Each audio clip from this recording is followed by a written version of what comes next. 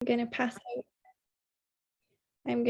over to Dan for the introduction. Hi, everyone. So I'm here to introduce Brittany Marshall, who is my doctoral student. So Brittany is focused, as probably won't be too surprising as you hear about this paper, on the experiences of Black girls in mathematics classrooms. She draws on girlhood studies, Black feminist theory, but really takes an instructional approach as well. She has been busy and has multiple publications already and a bunch under review. I won't go into those in detail, but she is a phenomenal doc student, and you're going to hear about some of our work together that she really led today in this talk. So I hope you enjoy it. Brittany. Hey. Thanks, advisor. So my name is Brittany Marshall. It's so great to be here. I'm so excited to be amongst a lot of my classmates talking today. Today, we are going to talk about successful mathematics teachers building collectivity, autonomy, and mathematics expertise of their Black girls. So who we are, both, sorry, let me fix this. What I was going to say, both my co-authors were Aziel Rosado, who is a mathematics instructor at People's Preparatory Charter School in Newark. He is also a graduate of Rutgers University, and I taught him my first year here in his urban ed course. Also, my other co-author is my advisor, Dr. Dan Beatty. As far as me, I am a Chicagoan, which is really important to me. I'm a PhD student in math education, focusing on positive math identities of African-American middle schoolers, particularly girls. I'm a former mathematics teacher, both at the middle and high school level. I'm a former architect, and love traveling and love cities. And you can see some pictures of the girls that I taught in my collage of who I am. Next, I want to do a land acknowledgement. If you know the name of the people whose land you currently reside on, feel free to drop it in the chat. It is important to understand the long-standing history that has brought you to reside on the land, and to seek to understand your place within that history. Land acknowledgements do not exist in the past tense or historical context. Colonialism is an ongoing current process, and we need to build our mindfulness of our present participation. We also need to remember that we live on stolen land that was toiled by stolen hands. Being in New Jersey, I live on Lenape land, and also being from Chicago, I was born and raised on the land of the Three Fires people, the Ojibwe, the Odawa, and the Bodewadmi people. So, everything that I do for the most part is situated in this idea of traditional mathematics logics, which essentially is the way that we come to think of not just mathematics education, but also mathematics careers and just the discipline of mathematics. We all see it, or we come to think of mathematics as being neutral, abstract, that ability is innate, that math is a competition, that ability is defined by speed and accuracy, that math is individual, and that learning math is about repeating procedures and formulas, and that learning occurs when the teacher tells. And feel free to put in the chat if any of those things feel familiar to you in the way that you learned math. And today, and all my work is centered around the teachers who disrupt these logics and who have their students go past these logics. That's really important to me. So as far as background, Black girls in mathematics. Also, I do see the chat blowing up, but I'm kind of nervous, so I'm gonna like just talk for right now and then I'll go into the chat. So just so you know. So Black girls in mathematics. Begin with, I want to talk about how we are always bombarded with publishing the standardized test scores and theorizing around these scores, how they show a racial hierarchy of mathematics ability, which puts white and Asian American students at the top of the hierarchy. No matter how good their test scores are, like especially with white students, no matter how good their test scores are, and puts all other marginalized groups at the bottom of the hierarchy. And this also is the case in gendered hierarchy of mathematics ability. So all masculine and male performers of mathematics are put at the top of this hierarchy, and then all other gender performances are considered at the bottom of that hierarchy. And essentially it positions those marginalized students, those groups, as not being good math doers or learners. Girls sit at this intersection of negative racialized and gendered narratives in mathematics. Stereotypes which come from TV shows, just pop culture, influence how a lot of teachers see Black girls and the way that they view and perceive them, which ultimately leads to negative implications in the formation of their mathematics identity. And one big way that Black girls are positioned in math classes and in classes in general is an adultification and kind of like a sexualized nature of students and seen as older than what they are. Black girls have been found to have a stronger academic identity and hold higher expectations for themselves. They also tend to view math as having a higher value than white and Latin girl counterparts. However, they also score the highest and compared to the males of their racial group, than all of the other than their other girl counterparts, but still their scores tend to be lower than racially to the other girls. And I'll get into that a little later. Motivations for this study. First, the study works to establish the importance of mathematics alongside racial identity and guiding Black girls to success in mathematics classrooms. We highlight classroom instructional practices of teachers of Black girls. And in addition to this, we highlight ways in which these teachers disrupt narratives which stereotypes Black girls as being unsuccessful in math.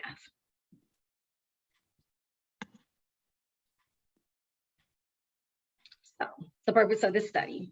Our first purpose of the study was to identify and analyze which specific and types of instructional practices resulted in higher mathematics success for Black girls. Additionally, throughout our findings, we were able to challenge the limited framing of Black teachers. Despite successful Black teachers employing diverse practices, they are often expected by their administrators and former fellow teachers to perform specific roles. I'm gonna get to that.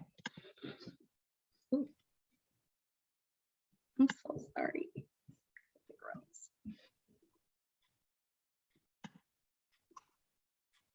So, our research question. What are the supported practices of successful math teachers who support Black girls' achievement in middle school classrooms? So, our case study. We did a quantitatively selected the cases of successful teachers of Black girls based on growth and achievement. 2 teachers showed the most success in terms of numbers and percent of Black girls' growth and achievement coming in at the 95th percentile of the data set. The qualitative studies then focused on their lesson videos to analyze their instructional practices, to detail how they were building a space for their Black girls who were achieving mathematics success. So this was the study timeline.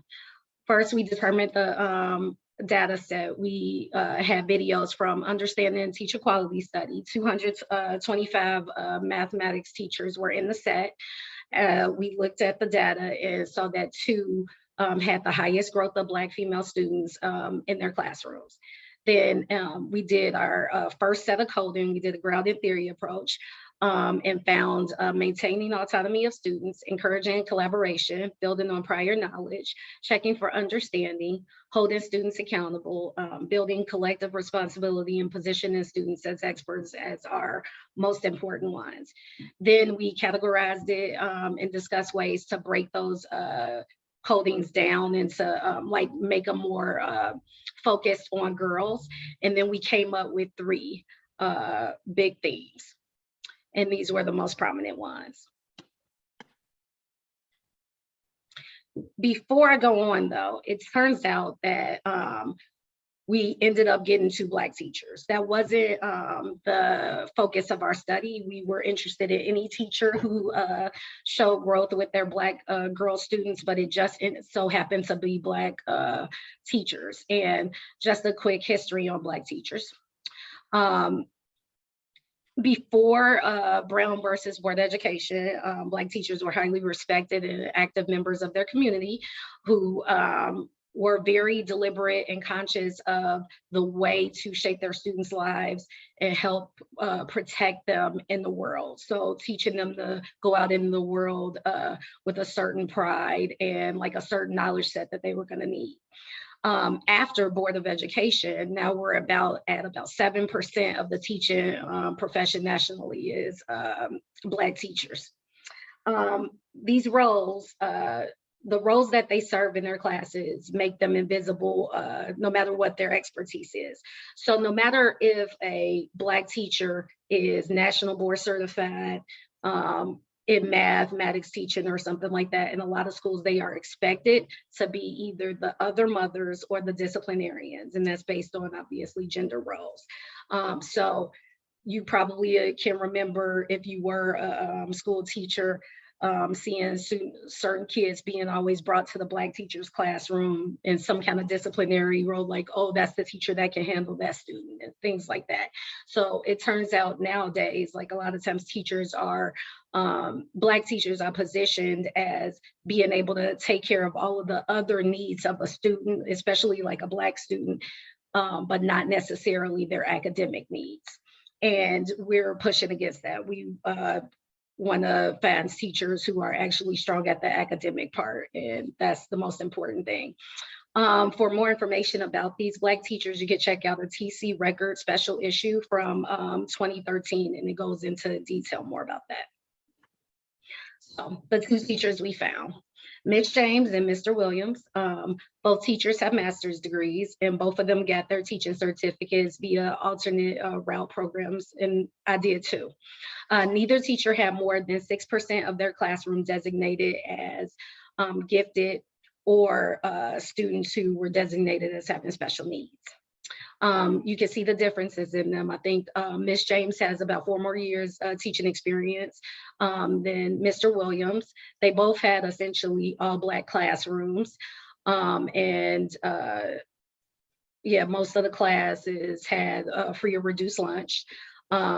Both of them were very relaxed. Both had dry discipline, dry sense of humors, and just very even keeled, like chill, relaxed personas. And that's going to be important a little bit later. So our findings. So the 3 ones that we ended up focusing on were positioning Black girls as experts, 2, encouraging a collective responsibility, and 3, maintaining student autonomy. Unfortunately, no, we'll be able to unpack them all. So positioning Black girls as experts. So we will begin with a theme that positions Black girls as experts. As previously mentioned earlier in the presentation, the myth of racialized hierarchy in mathematics ability influences math teachers to link their students' difference in achievement with their innate ability. White and Asian Americans remain at the top of the hierarchy, while Black, Latin, and Indigenous students are at the bottom. In the upcoming instructional instances, we will see that Ms. James and Mr. Williams disrupt this myth by encouraging their students to ask their fellow classmates for help when they may be confused or struggling on the problem. So this avoids shaming students and for needing extra help and not being able to grasp a specific concept, and it celebrates the process of learning growth. So in this instance, Mr. Williams' classroom, a Black female student by the name of Tasha has provided her answer to the problem on the board. She writes -5x plus 25 equals y. Her answer slightly differs from many of her classmates' solutions, which was y equals -x plus 25.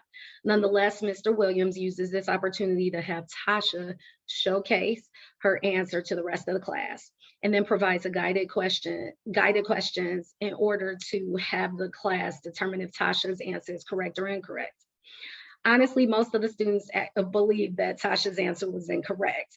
And then through Mr. Williams' guided questioning and gentle reminders of the meaning of each part of the equation, the class was able to determine that Tasha's answer is correct, and that even though her answer was maybe not conventional or written in a different way, that it was still the right answer.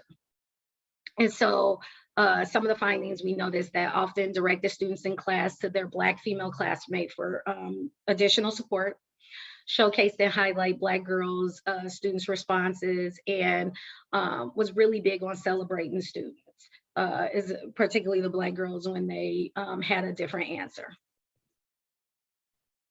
In this case, Mrs. James' class, a student named Jada is called upon the board to come up to the board in order to solve a two-step equation. She begins by reminding Jada that the equation can be solved in 2 steps, and also reminds the class to make sure they are also solving the problem on their paper. Jada proceeds to write her steps on the board while simultaneously explaining them to her classmates. Once she is finished, Ms. James responds by enthusiastically encouraging the class to clap for Jada and asking Jada if she had been studying. Adding to Jada's excitement and causing her to smile, and she excitedly returns to her seat.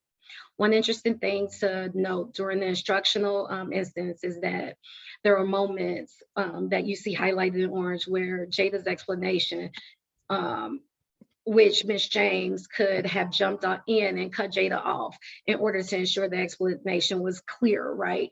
But instead, she let her talk it through. So when Jada said 4 was being subtracted from 12, and it was being divided by 2 instead of vice versa. However, Ms. James chose to focus on celebrating Jada's success at solving the problem, and thus positioning her as an expert. So then we're going to talk about the next theme. Sorry. Which is encouraging collectivity. So in this one, we see the myth of repeating hearing. I'm sorry. Ms. James and Ms. Williams disrupt this myth in collective activity. So in this one, Mr. Williams is giving a student index cards and is setting up, having them set up different problems. And then he is joking with the student, Keisha, and saying that she's really, really smart, and he's giving her a harder problem. So I'll let you get a chance to read it.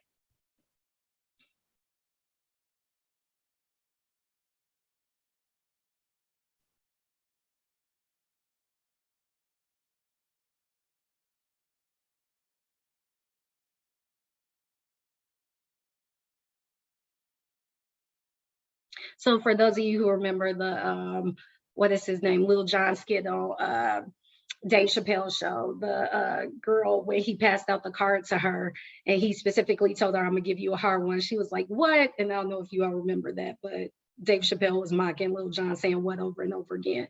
And then, you know, Mr. Williams just told her, like, you know what you're doing, you can do this. And she's like, okay. And so it shows that he willingly supported all his students who needed help, but noted that Keisha was going to get a hard one because he knew that she could do it. During the exchange, Keisha is smiling the whole time, and it makes her feel good, clearly, that Mr. Williams believes in her. Another one, encouraging collective responsibility. Ms. James called on Noel to go to the board and solve a problem. I'm gonna give you a chance to read this.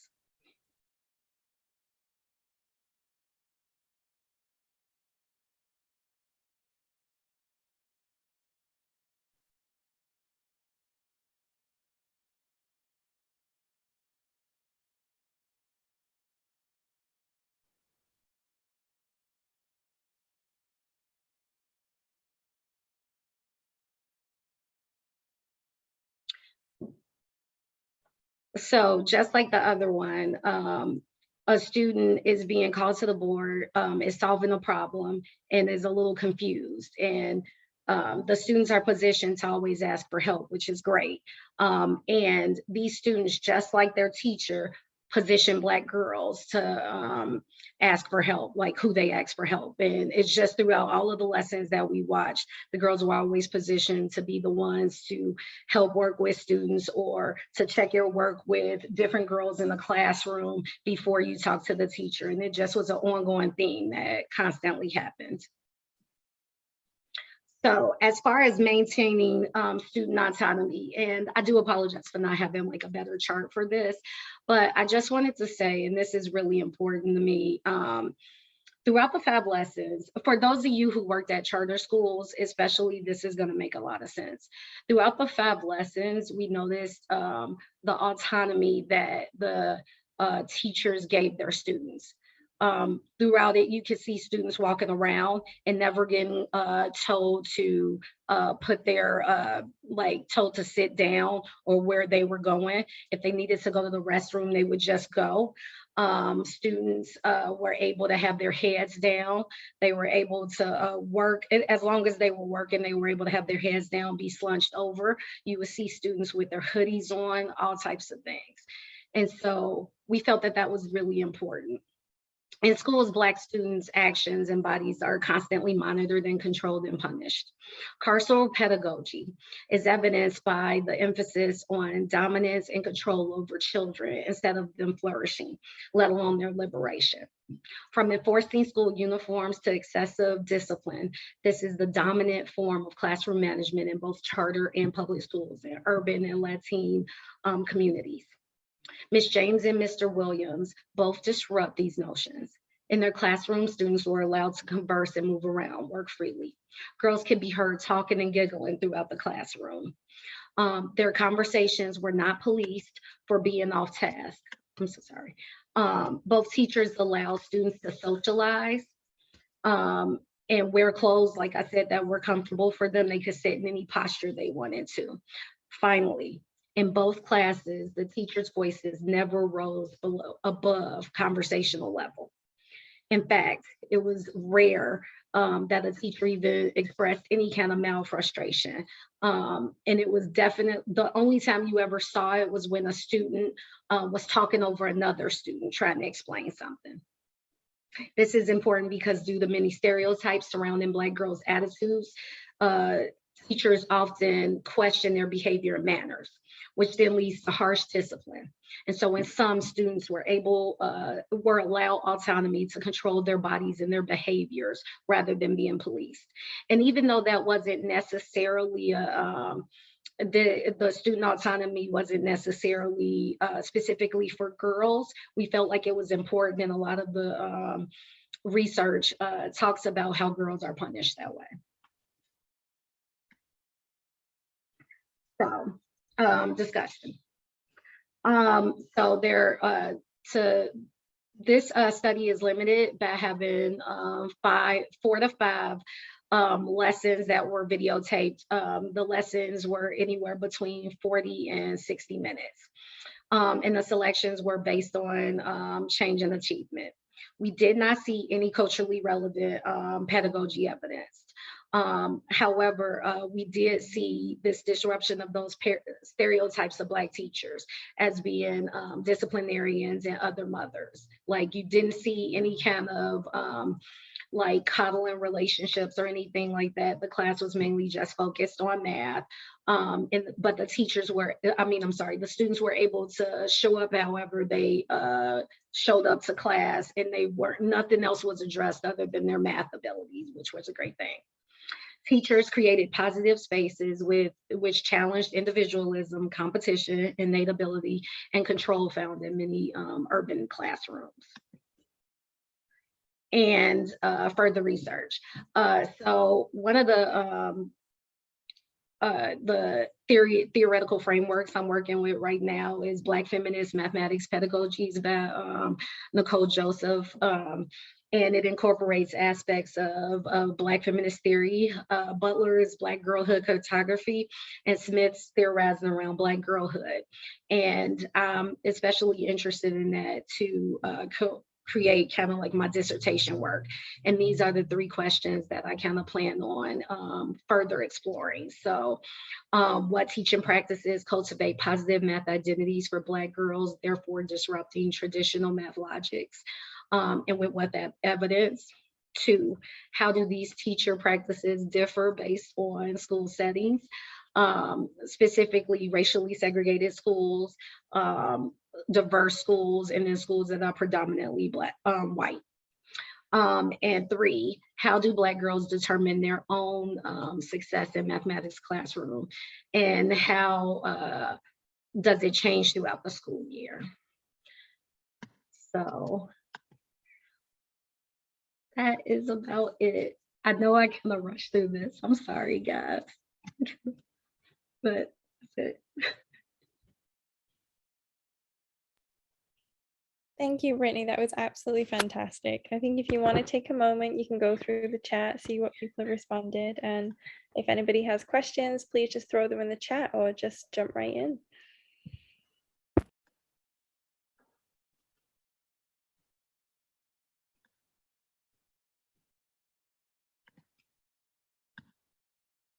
Okay, sorry.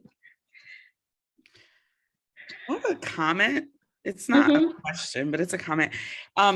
So you talked about, I'm gonna mess it up, Brittany, I'm so sorry, but the like collectivity aspect. I'm not gonna get knowledge right.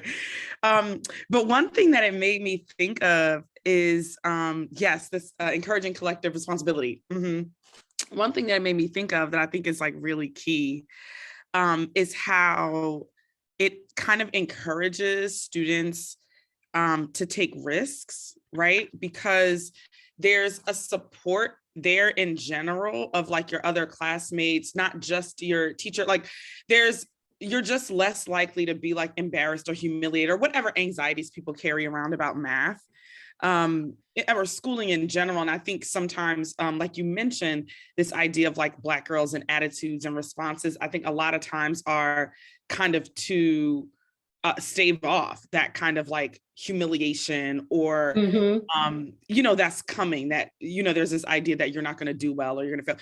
And so I think this is like a really cool kind of antidote to that idea, because a root of that, I think, is just the idea that your learning is individualistic, it's yours.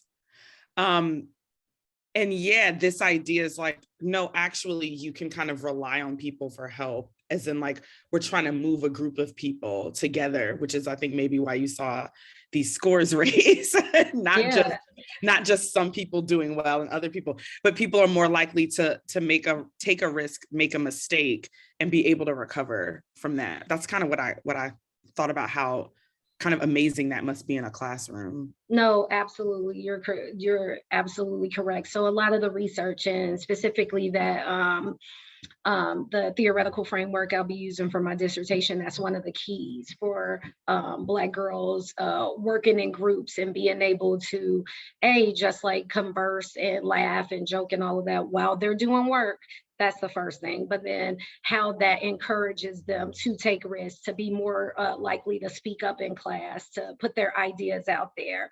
And whether it's right or wrong, the key is even just getting feedback. And that's really, people who taught math, about that culture of error that you kind of want to create in your classroom, so where people do feel comfortable giving like their answers, whether it's right or wrong. And that only exists in a classroom where there's this collective responsibility and students do work together, and students also just feel comfortable being themselves in the space.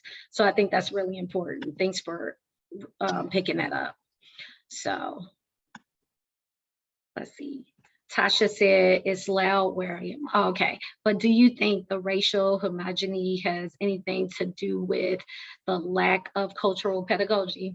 I think that's interesting. That is something that I thought about. We didn't actually write about it, but I was wondering if I think that could be interesting, the idea of since everyone looks the same, then you don't have to bring in certain cultures. Is that kind of what you mean, Tasha?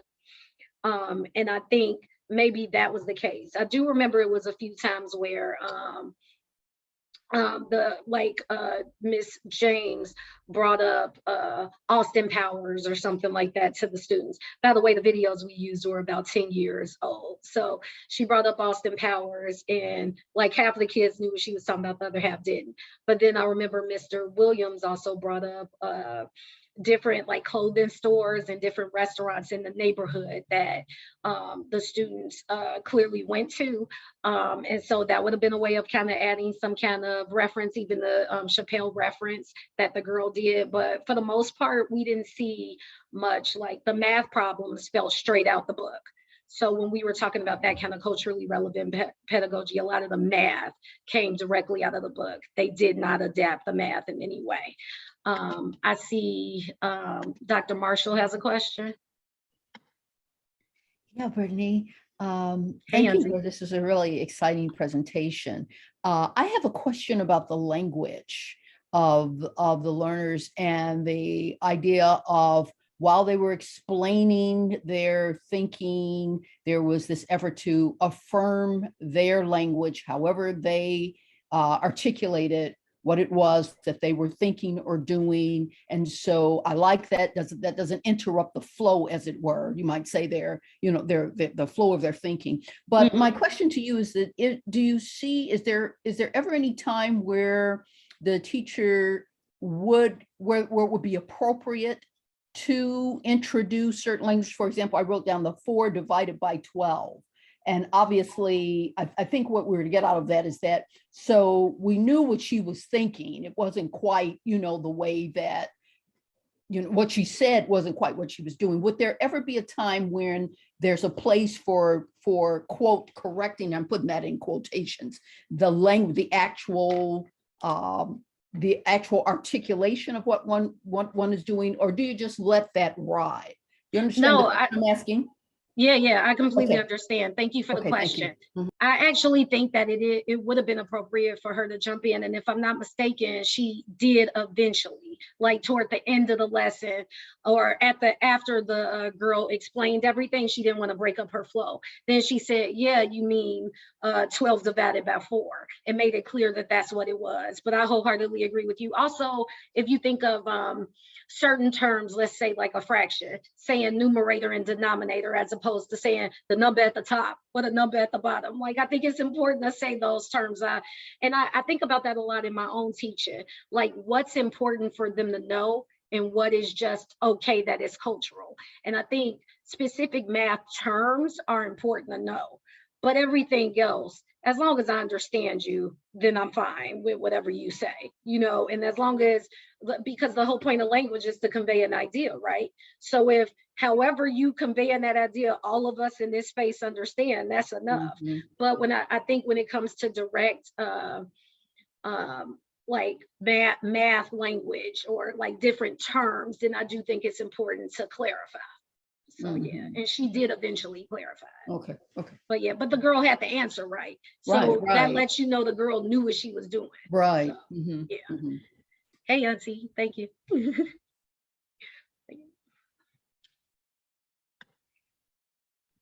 Olivia, do you want to ask your question?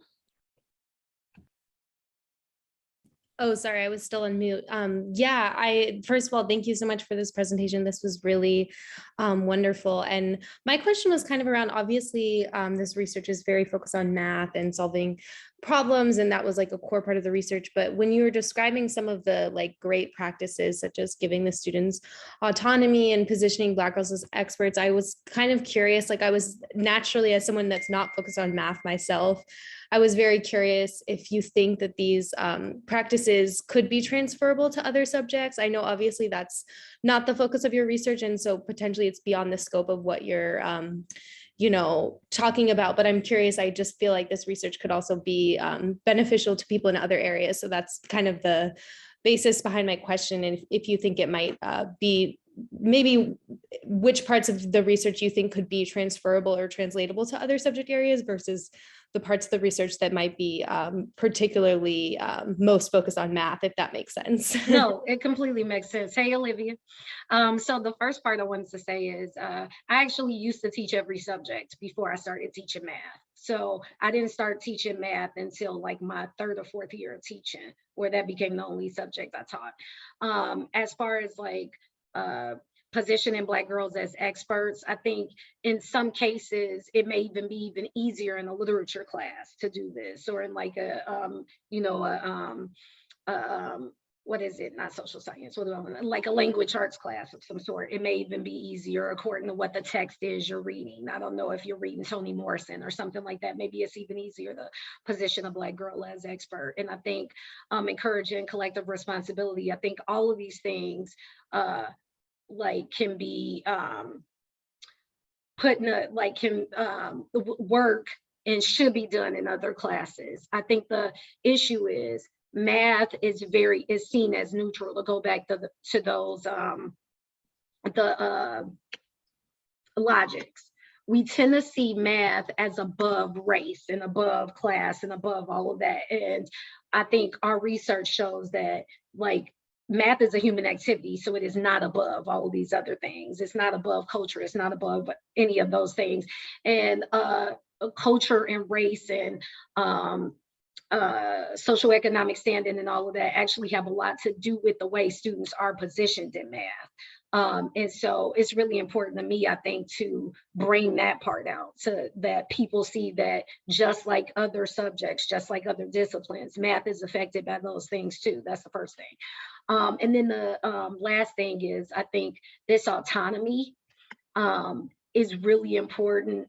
I think just throughout schooling, the policing of students, having cops in schools, right? Having, instead of social workers, having, I went to school from freshman to senior year with metal detectors in the school, right? Just this policing of school, like this carceral state of the school, instead of it being a place of encouraging and learning, it's a place of policing and discipline. It kind of loses that role. And I would say I think math is kind of like a I don't know the right word I want to say, but like one of the like a microcosm of the way all of schooling is. I think a lot of those that policing and all of that goes pretty heavily. It goes on pretty heavily in math classes. So I think that can be like, you know. Sorry guys, today's rough. Well, thank you so much. That's very great answer. Anything else? I mean, I know this is, again, my oral exams are tomorrow, so I'm kind of like on pins and needles today. So thank you all for bearing with me and like, you know, rocking with me and listening to my research.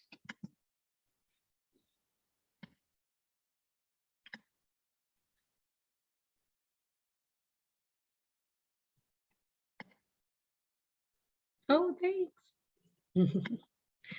Yes, ma'am. So you're feeling ready for your oral? So you brought it out there. You put it out there, so I had to go there. So I will. She's ready. So. I will be. I mean, luckily a lot of this is a part of my oral exam. So, you know, this is kind of like a test run. So that's why you saw some kinks today. But yeah, I think it'll be good. I'm excited. But yeah, really important. I think if you get anything from this talk, the maintaining student autonomy and allowing them to work together collectively. Go ahead, Sherry. Hey. Hi, Brittany. Thank you for this presentation. I learned a great deal because I don't do K through 12. But this is actually really great transferable understandings of like autonomy and personhood and identity. So you said this data was from a video that was 10 years ago in a urban setting? It was there were 225 teachers in the data in our bank, the data bank, and each teacher had 4 to 5 lessons videotaped from about 40 minutes to 60 minutes. Okay, cool beans. Do you think that the way that things were approached, so like for instance, you said like the autonomy of like staying on task and being able to move freely, do you think that that would change based on the age group of the student? So for instance, like I could see this being easily like applicable for like a high school student, like the juniors or seniors or even freshmen or sophomores, versus like an elementary school where it may be seen that more guidance or more like boundaries are necessary. Do you think that would be different, or how that autonomy would play out differently from like age groups doing math? Yeah, that's a really good question. I think I said it, but I'm not sure. These were middle school teachers. So this was 7th and 8th graders that we studied, and that's like the basis of my research. But I have seen classrooms where 4th graders had autonomy to move around. I think obviously, like, you have certain parameters of how people move, but I do think that we have to think about why we need students to do certain things. So like, why can't they just go to the garbage can? Why can't they just go to the restroom? Or why can't, and I mean, there may be real reasons why they can't. So I think like when we think about that autonomy, I think the first question we have to think of is, why do we need these rules? Is this about me controlling someone else's body, or is this for their safety? Like, I think that's where we go first. And I think, and the thing is, I actually think, some things may be for student safety. Like if you're in a school that has like several different buildings and going to the restroom takes like a long journey or something, maybe that is for child safety. But a lot of times it feels like a lot of things we do are more about control and asserting authority. And I blame myself for this too as a teacher. Like a lot of things we do are more about asserting authority than allowing a child personhood and allowing them the ability to decide what they want to do and what they need to do. Like one thing I can't stand is if you're in a class and the teacher tells the class, I don't care what grade it is, stop writing, look at me, like put your pencils down. Like, why can't they listen to you and write at the same time? Like things like that start to feel like it's more about control than it is about what is actually helpful for a student and what they need. And maybe there is something you need to say that they really need to be paying attention to, and you really want to make sure they're looking at you, whatever, but then also state that. It shouldn't just be, because I said so or something like that. Like, and I think that's just where I've been moving, like in my own process as a teacher and in my research too.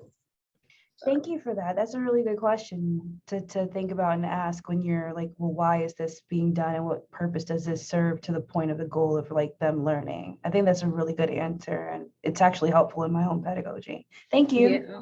No, thank you. And I also think too, it's something like that I've noticed about, especially like Black children laughing and experiencing joy in class and, being, I guess, semi-loud. Like, why does that make people uncomfortable if they're doing their work? Specifically Black children. And I think about that a lot is when I think about the high school that I used to teach in, and I would go in, say, a science class with a phenomenal science teacher, and the class would be loud, but they would be learning amazing stuff and really doing work. And that teacher was chill with it. But then you go in other classrooms and the class makes one, a student makes one noise, one whatever smirk, then the teacher wants to snap on them or something like that. And I think, that's just something we have to be cognizant of, like as we're teaching this. So that's what this research, and again, we didn't see a lot of culturally relevant pedagogy, we actually felt like the lessons were kind of whack. If we're gonna be honest, we didn't feel like the teachers were doing that great of a job. But one thing we saw that they were doing was letting their students be themselves.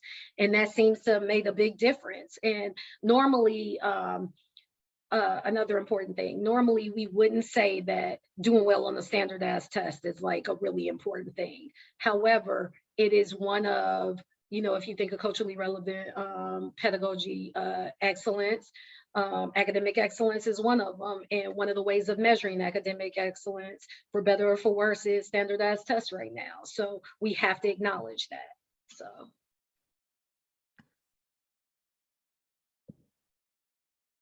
Anything else?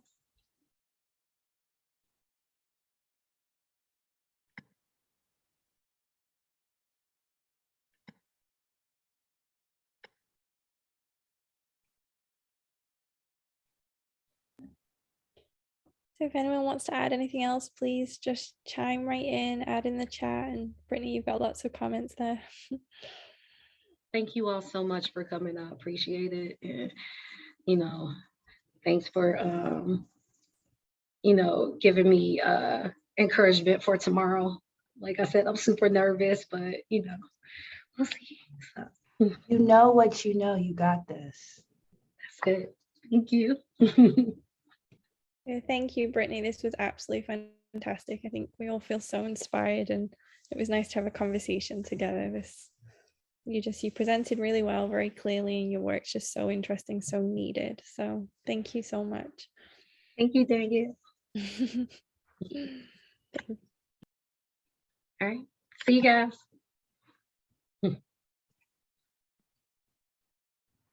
Bye, everyone. See you next week. Bye. Thank you. Bye.